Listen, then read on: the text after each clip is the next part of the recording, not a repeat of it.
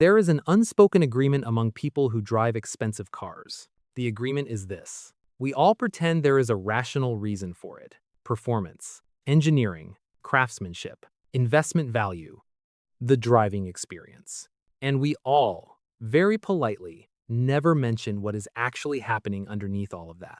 What is actually happening is that every luxury car on the road is a psychological document, a moving autobiography, a four-wheeled answer to questions the driver has never said out loud, questions about status, identity, fear, aspiration, arrival, and in several very specific cases, a midlife crisis that has been given a six-figure price tag and hand-stitched leather seats. Today we are going to read those documents, all 10 of them, out loud, in public. If your car is on this list, I want you to know something before we begin. This is not a judgment. This is a diagnosis. There is a difference. Probably. Let's start at the very top. The Rolls-Royce owner is the only person on this entire list who does not need to be here. They have already won. Whatever competition everyone else is running, they finished it. The Rolls-Royce Phantom is not a status symbol. It is what happens after status symbols stop being interesting. The person who drives one to a restaurant does not check to see if anyone noticed. They genuinely, physiologically do not care. They have been at a level of wealth long enough that performing wealth bores them the same way performing anything eventually bores people who are very good at it. What makes the Rolls-Royce owner fascinating is the quiet. They speak softly. They move without urgency. They have the specific calm of someone who has not had to rush anywhere in a long time, and it has permanently changed how they occupy a room. You can always identify a Rolls-Royce owner at a party because they are the still point while everyone else is moving. They stopped performing years ago. There was nobody left to perform for. The car costs somewhere north of $350,000, which they will mention exactly never. The Bentley owner is a completely different story. The Bentley owner is the Rolls-Royce owner, minus about 15 years of arriving. They are close. They are so close they can taste it. They have the money, the car, the right zip code, the right watch, the right club membership, but there is still something they are trying to prove, and even they could not tell you exactly what it is or to whom. The Bentley Continental GT starts around $230,000, and it is a genuinely extraordinary vehicle by any measure. But it is chosen by people who want to be understood as Rolls-Royce level without the Rolls-Royce level implication that they no longer care about being understood. The Bentley is luxury with the ego still fully attached and doing push-ups, which honestly makes them far more interesting at dinner than the Rolls-Royce owner who has already left because they had somewhere to be at 9. Now, the Ferrari. The Ferrari owner is the most documented, most analyzed, most universally understood luxury car owner in the world. And the stereotype is correct. Every single part of it. The Ferrari owner is someone for whom the concept of subtlety is not just unappealing but physically incomprehensible. They did not buy a Ferrari to get places. They bought a Ferrari because arriving is the entire point. The journey is the announcement. The parking is the finale. Every single trip to the office, to the coffee shop, to the dentist's parking lot where they sit for an extra 3 minutes before walking in is a performance. And they are simultaneously the performer, the director, and their own most enthusiastic audience. Ferrari owners believe, with complete sincerity, that other people's opinions of them have nothing to do with why they bought it. They will tell you this directly. They will tell you it is about the engineering, the heritage, the way it feels at 9,000 RPM, the connection between driver and machine. And all of that is true, but it is not the whole truth. The whole truth is that a Ferrari in a parking lot generates a specific reaction in other people, and the Ferrari owner has memorized that reaction, and they would deny enjoying it under oath, and they would be lying under oath. The current entry-level Ferrari, the Roma, starts somewhere around $220,000. The people who own one will tell you it is the entry-level model in a tone that makes very clear they do not consider themselves entry-level people. Moving on. Lamborghini. If the Ferrari owner is performing, the Lamborghini owner has ripped out the fourth wall, set it on fire, and is now performing in the ruins. There is no subtlety here. There was never meant to be. The Lamborghini, especially the Huracan, especially in any shade of neon yellow or electric orange, is not a car. It is a demand. It is a vehicle that enters a room 40 seconds before the driver does, acoustically. The sound alone is not transportation. It is an event. Lamborghini owners tend to be younger than Ferrari owners, louder than Ferrari owners, and significantly less interested in the historical heritage conversation. They did not buy it because of Ferruccio Lamborghini's vision back in 1963. They bought it because it looks like it came from a video game and costs more than most people's houses and makes a noise that causes nearby car alarms to activate involuntarily. And they would like you to know that immediately, before you have even introduced yourself. The gap between a Ferrari owner and a Lamborghini owner is not primarily about money. It is about how much you need the confirmation to happen right now versus being willing to let it develop organically over the course of an evening. Now let's talk about the Porsche 911.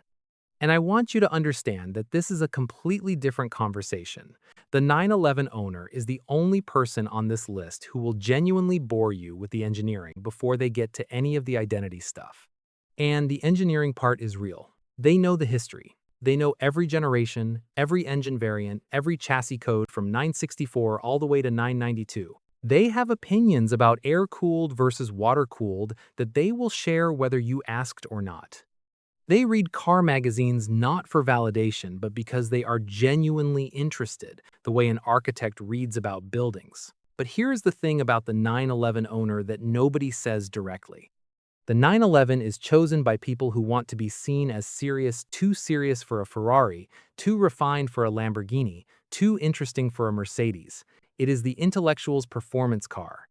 The book on the coffee table that is definitely not there by accident, but also definitely one they have actually read. 911 owners are usually the type who would describe themselves as not really a car person, which is provably objectively false, but the self-image matters to them and we will let them have it. A base 911 Carrera starts around $116,000. The 911 owner will tell you it holds its value better than any other car in this segment, which is true, and which is also the first thing they say, which tells you more about them than the car does. Shifting gears, the Mercedes S-Class. The S-Class owner has arrived. Not in the Ferrari sense, where arriving is the performance in the quieter, more expensive sense, where arrival happened some time ago and the S-Class is simply the most appropriate vehicle for someone at this stage of their life. The S-Class owner is typically somewhere between 50 and 65, has a company, has a driver sometimes, and chose the S-Class over the BMW 7 Series because, at a certain level of professional success, you stop wanting to look like you are still trying. The 7 Series is for people who are almost there. The S-Class is for people who are there and would like a massage while they wait for the light to change because the S-Class has seats that do that, and they have earned those seats, and they are going to use them. S-Class owners are the most boring people on this list in the best possible way. They made the right choice. They know they made the right choice. They do not need you to agree because they have the quarterly reports to confirm it.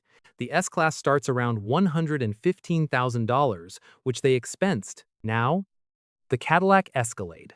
The Escalade occupies a specific cultural position that no other vehicle on this list comes close to touching. In America, the Escalade is not just a luxury SUV, it is a symbol. It is the vehicle of coaches, of athletes, of music executives, of mayors, of anyone who needs to communicate power in a way that is specifically, intentionally, unapologetically American. The Escalade does not arrive quietly. The Escalade does not care about arriving quietly. The Escalade pulls up, the doors open, and whoever gets out of it is immediately understood to be the most important person in this parking lot, or at minimum the tallest. Because the thing is enormous. Escalade owners in America come from a wider range of backgrounds than any other vehicle on this list, and that is actually what makes it the most interesting luxury choice. A blacked-out Escalade with 24-inch wheels communicates the same message in Beverly Hills, in Atlanta, in Dallas, and in rural Texas, but it means something slightly different in each place, and it was chosen for exactly that reason. The Escalade is the one luxury vehicle whose owner is fully aware of what the car says about them and is actively, enthusiastically on board with all of it. The Escalade starts around $80,000, which makes it the most accessible status statement on this list and probably explains a lot about why it is everywhere. The Corvette. The Corvette is the most psychologically complex vehicle on this list, and I say that without a single trace of irony.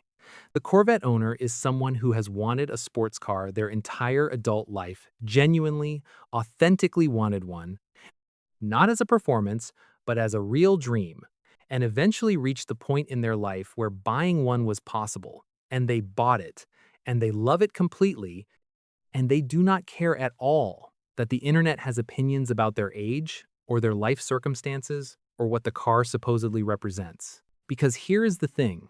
The Corvette is a legitimately extraordinary performance vehicle. The current C8 generation is mid-engine, makes somewhere around 490 horsepower in base form, and runs 0 to 60 in under 3 seconds, for around $66,000. Which, compared to everything else on this list, is practically humanitarian. The Corvette owner knows all of this. They will tell you all of this. And underneath all of it is a person who saw a Corvette when they were 11 years old and made a quiet promise to themselves, and they kept it. And there is something genuinely admirable about that, no matter what anyone says at the car meet. The Maserati owner. I want to be kind here. I genuinely do. But the Maserati occupies a very specific position in the luxury car hierarchy, and that position is the car you buy when you wanted a Ferrari, but the number felt uncomfortable, or when you wanted a Porsche but you wanted something a bit more Italian, or when you wanted a luxury sedan but you also wanted strangers to know you are interesting. And you have ended up with a vehicle that is simultaneously too expensive to be practical and not prestigious enough to silence the voice in your head. The Maserati is genuinely beautiful. The Ghibli, the quattruport elegant, extraordinary sounding, they turn heads in the right circles. But the Maserati owner tends to be someone navigating a gap between where they are and where they see themselves, and the Maserati is the bridge they chose. It is aspirational in a way the Ferrari and Lamborghini are not, because the Ferrari owner has given up aspiring and is now simply occupying. The Maserati owner is still on the way somewhere. They just got a very stylish car for the journey. And finally, the Aston Martin.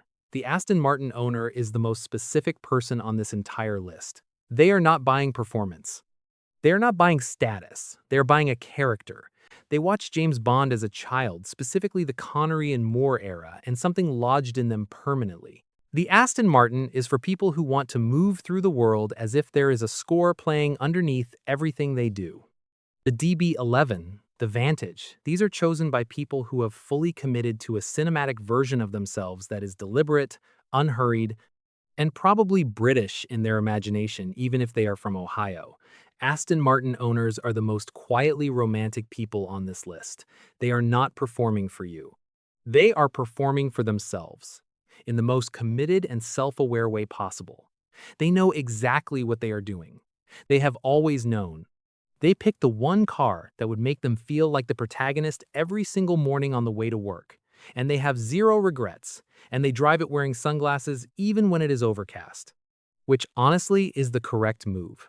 Here is what all 10 of these people have in common. Every single one of them, at some point, stood in front of a choice and said yes to something expensive and specific and completely theirs. And whatever you think about the ego or the status or the stereotype, and yes, the stereotypes are real, I just spent the last 10 minutes confirming every single one of them. There is something underneath all of it that is not about impressing anyone. It is about having a relationship with a machine that makes you feel like yourself in a very specific way that nothing cheaper quite manages. Some people get that from a Rolls-Royce. Some people get it from a Corvette. Both of them are right. They are just right at very different price points, with very different relationships to eye contact in parking lots. Drop it in the comments. What luxury car are you? And what luxury car do you pretend you would never want but secretly absolutely would?